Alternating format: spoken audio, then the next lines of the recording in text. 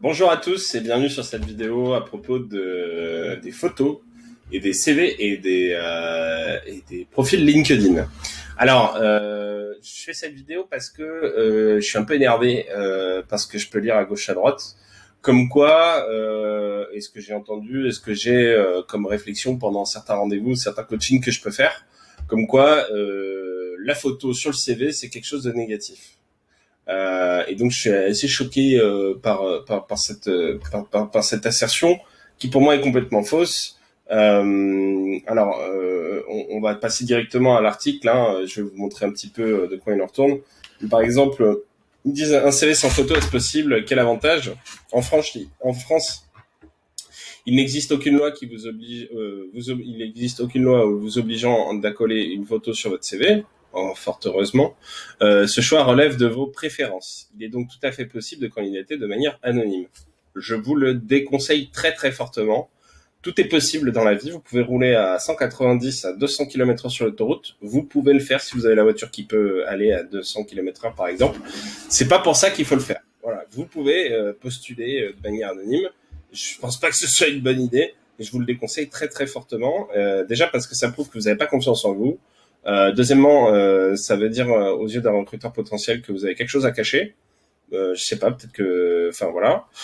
Et de toute façon, si vous avez un entretien à faire, vous allez devoir vous montrer. Donc, à un moment donné, ça ne sert absolument à rien. Parce que de toute façon, vous allez devoir faire un entretien.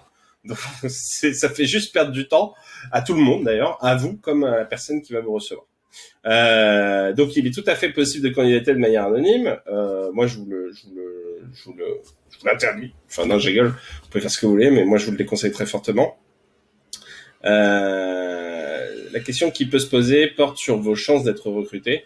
Si de manière générale, les recruteurs apprécient qu'une photo soit ajoutée au CV, cela dépend de chaque employeur.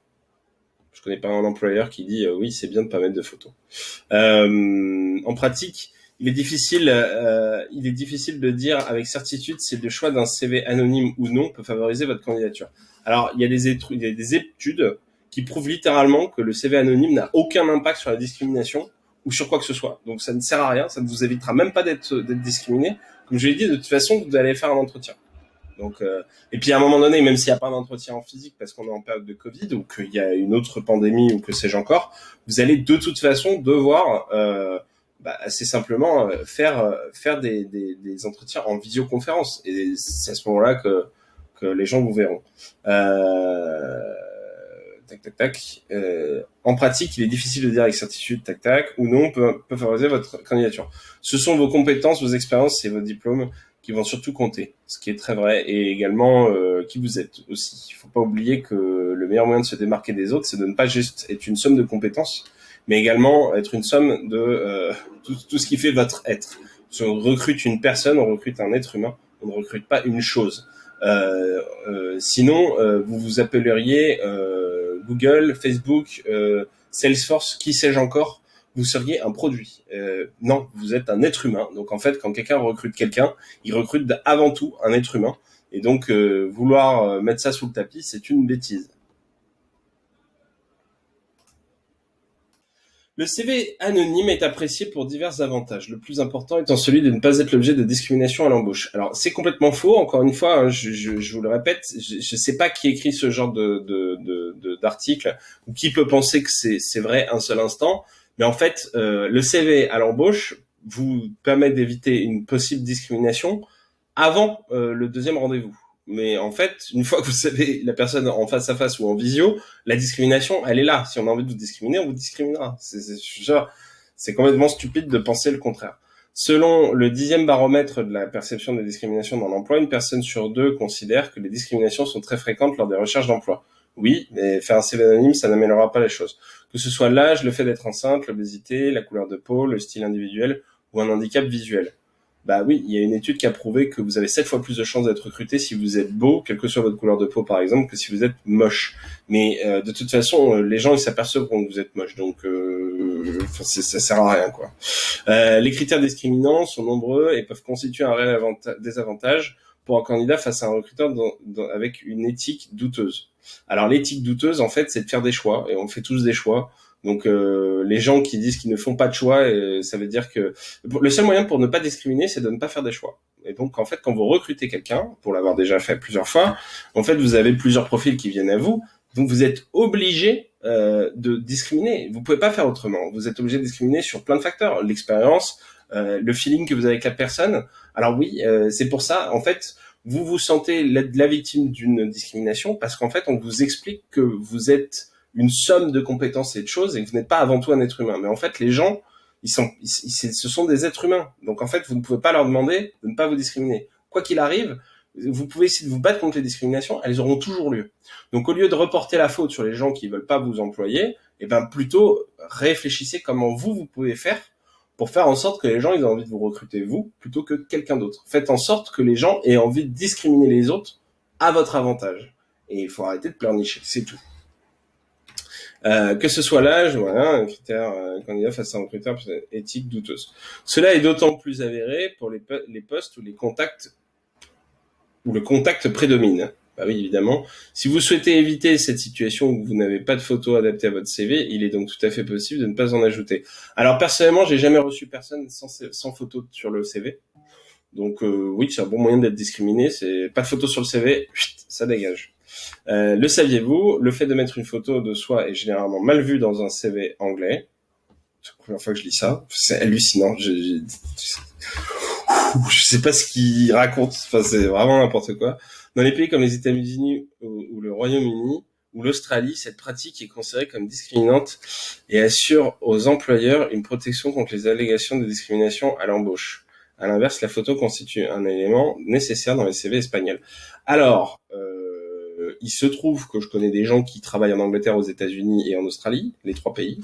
Ils ont tous mis une photo sur le CV et à aucun moment le fait de faire un CV anonyme vous fait passer devant les autres. Hein, donc, encore une fois, comme je vous l'ai dit, hein, la discrimination, elle peut s'effectuer à n'importe quel moment. Donc en fait, essayer de lutter contre ça ou s'en plaindre, ça ne sert à rien. Il faut juste l'accepter et faire en sorte que les autres, que vous ayez envie que l'entreprise à qui vous envoyez votre CV vous discrimine positivement par rapport aux autres. C'est tout, point. C'est la seule mission que vous devez avoir en tête. Donc si vous devez faire des retouches Photoshop sur votre photo, si vous devez, faites le nécessaire, mais allez-y quoi. Pourquoi coller une photo sur mon CV?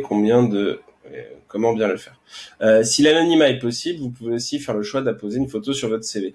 Je vous l'ordonne.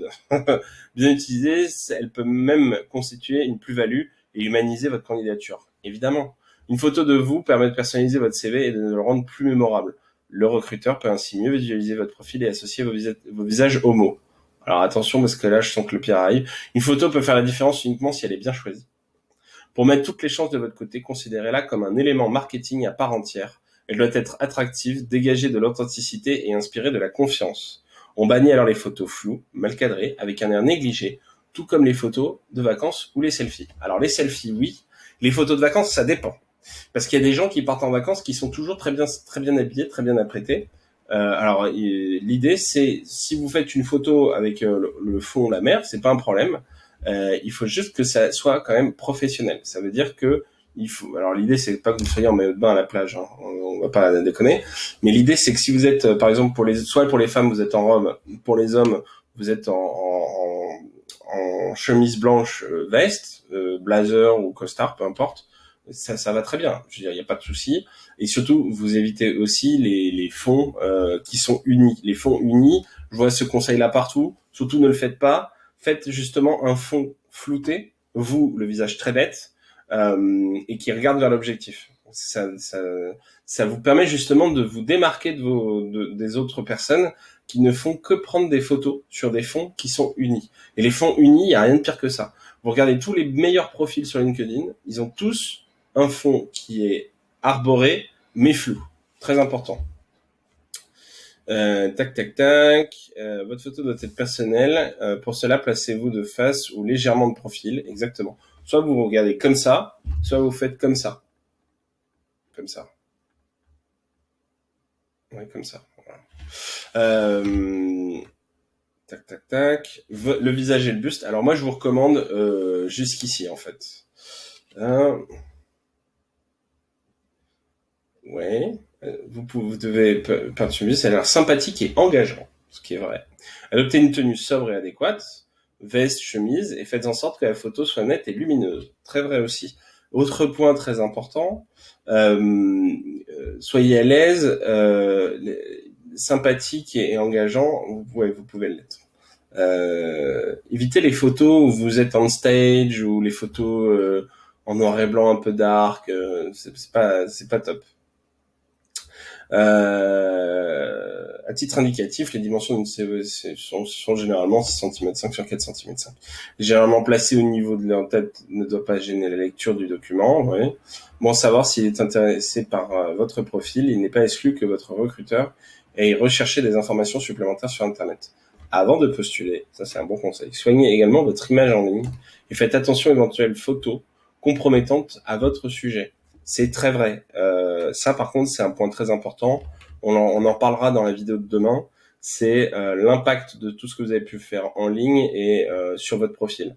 Moi, par exemple, j'en ai plus rien à faire. De toute façon, si vous faites une recherche de moi sur Google, vous allez tomber sur des trucs, voilà. Mais j'ai décidé de ne pas me battre contre ça parce que de toute façon, en fait, c'est la vie, c'est comme ça et il faut faire avec. Et puis de toute façon, si personne ne vous apprécie pas tel que vous êtes, est-ce que vous avez vraiment envie de travailler avec eux? Donc c'est aussi ça la question que vous devez vous poser.